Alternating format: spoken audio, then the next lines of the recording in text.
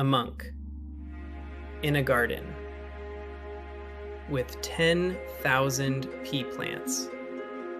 That's how genetics was born. Not in a high-tech lab, not by a famous scientist, by a quiet, curious monk who just wanted to understand why living things look the way they do. His name? Gregor Mendel. And what he figured out changed science forever.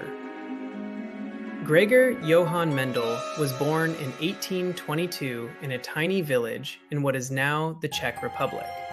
His family was poor, his father a farmer, but Mendel had something money couldn't buy, an obsessive need to understand nature. He became an Augustinian monk, not just for religion, but because the monastery gave him something rare for that time: time, space, and a garden. In 1856, he started one of the most important experiments in human history. No fancy equipment, just pea plants. Simple, cheap, fast to grow. He picked 7 specific traits to study: seed color, plant height, pod shape. And then he started crossing plants. Thousands of them. Over 8 years, he grew and tracked over 10,000 plants. Here's where it gets interesting. Mendel crossed a tall pea plant with a short pea plant. What do you think happened? A medium plant? That's what everyone assumed back then. But that's not what happened. Every single plant came out tall. The shortness just disappeared.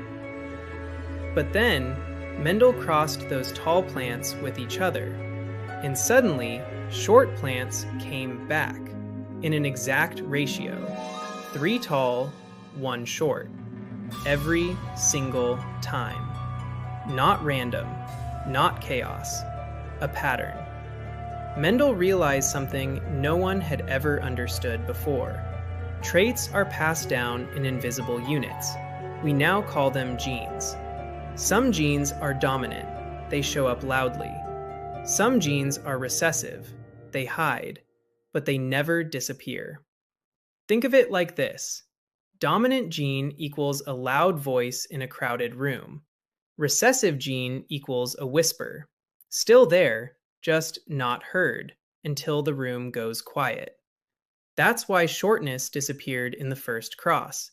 The tall gene was louder. But when 2 tall plants crossed, the whisper